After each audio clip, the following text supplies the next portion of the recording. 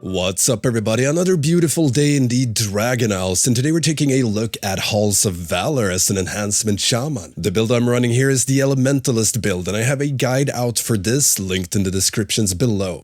I'm trying out some new content here, so if you'd like to see more guides like this, let me know in the comments. Or if there's other types of guides you'd like to see. So starting off with the first pull, depending on the size of your tank's unmentionables, will either be 2 champions down the stairs and the 2 champions and a thunder caller up the stairs, or everything before first boss. Ugh. Regardless, it's very important to keep the thunder callers interrupted as much as possible. The champions enrage when they get below 30%, so it's great to have cap totem for this, and you can also sunder or thunderstorm him to keep him from smacking the tank a bit. Works on the thunder callers as well. Now if you pull everything, you can also pop ancestral guidance a bit into the pull to help the healer out, and you always want to focus down thunder callers, but do target swap around with lava lash to debuff them with lashing flames, and you don't have to run to infinity and beyond with thunderstrike circle. Just don't drop it on the tank, they tend to get so salty. I can't block or dodge when I'm stunned.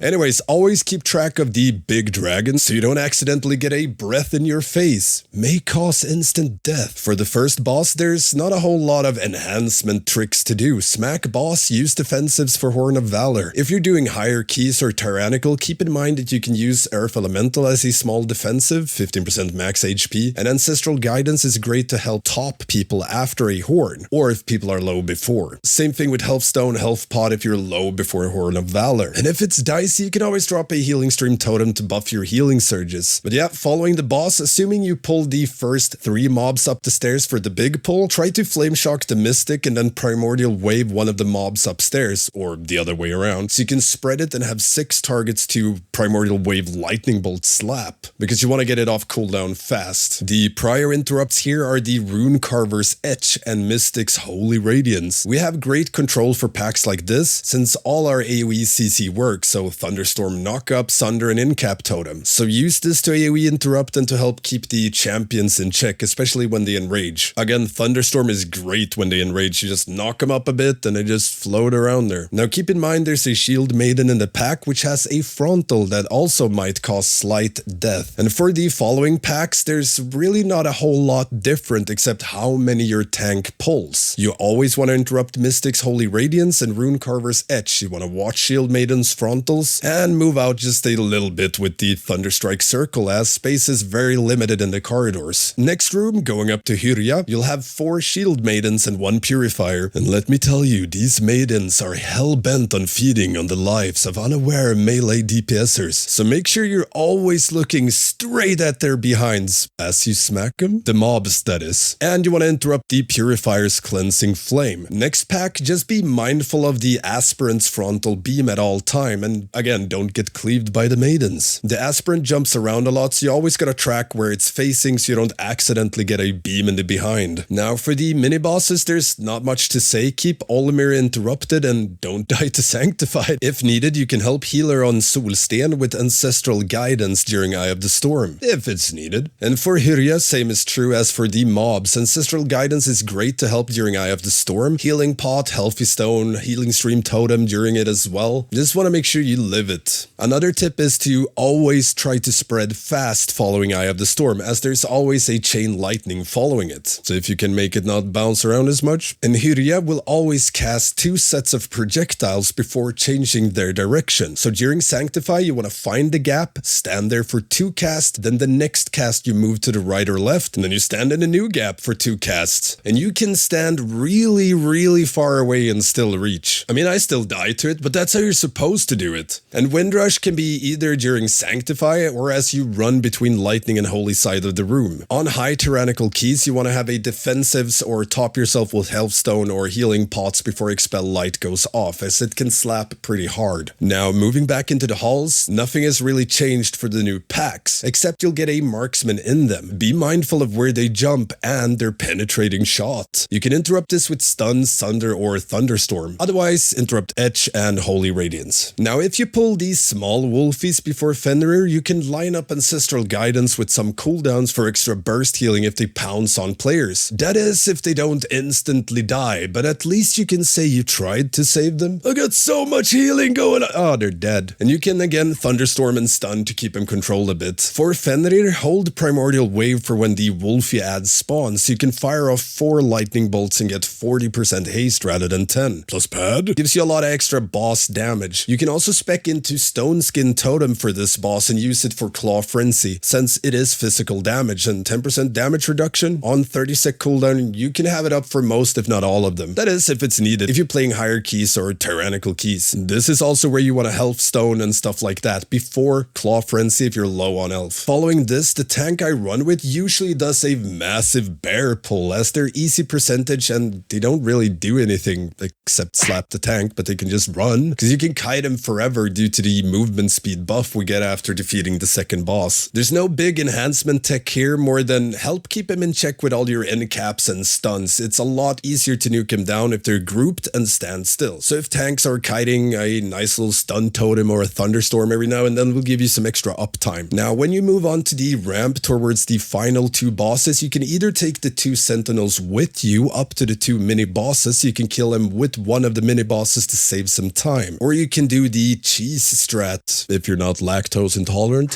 where you kill Sentinels before going up and then you bring some mead with you. So you can throw it on one of the mini bosses and activate another one. Then you pull the one you activated on top of the meaded mini boss. They'll start slapping each other, so then the meaded one activates, so you don't have to wait for it. The biggest of brains. Keep in mind though, you have to be out of combat for this to work, which is why you kill the Sentinels first. If you bring the Sentinels up, you will lose the mead. They probably took it themselves. Now for the Sentinels themselves, just be fast with purging their absorb and try and squeeze in instant casts as you run out of their circle, like Maelstrom Spenders or your Shocks, or maybe throw Wolfies at them. And for the mini bosses, once you've activated the one that spawns the small adds, as long as you're not actively crowd controlling them like roots or traps, you can flame shock them for more lava lash damage and primordial wave cleave to gain, well, more damage on the mini bosses. Don't do it if your group is counting on crowd control for these though. The druid's gonna be like, I rooted it, what the? Now on to God King Skovald. Use all cooldowns on pull and your primordial wave should line up with add spawning, which is when the boss picks up the shield. So you want to try and spread flame shock to the adds, and hopefully your group doesn't insta nuke him down so you can get a quad lightning bolt for 40% haste and tons of pad. Now for Odin, you can either primordial wave on pull and get its cooldown back for when you're buffed with rune, or save it and use it for the add that spawns to help burst it down, but to also get more haste out of it since you get 20% instead of 10. Now if you do save it for add, use it after the Radiant Tempest AoE, the big circle, as boss spawns add, then cast this after a second or 2. So you will lose all haste value if you pop it before, since, well, you'll just be outside AFK. Now the first rune is around 45 seconds into the fight, so make sure to have Wolfies ready for that. Don't hold Wolfies for it, as you have so much cooldown reduction. But if you get your Wolfies back at around, say, 35 seconds into the fight, then just hold them for the runes. Your trinkets, on the other hand, should be saved for runes, since you get a 50% damage increase. You really want to sync it up with that. Popping a puzzle box there or a whetstone for some juicy numbers. Now remember to use defensives when you get branded by a rune, and pop Windrush near boss to help the group get to their runes fast. On higher keys, getting branded hurts a metric ton, so be fast with finding your rune. Ghost Wolf and away! You can even go as far as make sure that you have 10 Maelstrom ready so you can healing surge yourself when you get branded as you're running to the rune, because yeah, when you're playing 20 plus keys, they really hurt. You do get full HP when you touch the rune, you just gotta get there first. So yeah, like I said, health stones, defensives, healing surges, the kitchen sink. And yeah, that's pretty much it for this enhancement dungeon guide for Halls of Valor. Now for my UI, I will link my default UI code that you can import in edit mode in game, as well as most of the main Weakauras I use for enhancement. I can't share all of my Weakauras, like the dungeon Weakauras or my plater or detail setting, as you get those from subbing to now, and I don't want to give out his work without his say so. But yeah, let me know what you think of this dungeon guide. Would you like more stuff like this or more dungeon guides for next M+ season? I'm also considering doing more in-depth dungeon guides overall that's not only for enhancement. If you have any questions, make sure to hit me up here or become a patron or Twitch sub and get access to the Stankie Gaming Discord, which is the fastest way to get a hold of me, and it's also filled with a lot of useful info and helpful people. At least if you need any help PvE-wise. Don't forget the usual stuff, like, comment, subscribe, and most importantly, ring that notification bell. Gotta best that YouTube algo. Notice me. I'm also streaming all my progression rating on Twitch Wednesdays, Thursdays, and Sundays. Stankie Gaming. And yeah, thank you all for watching, and I will see you next time.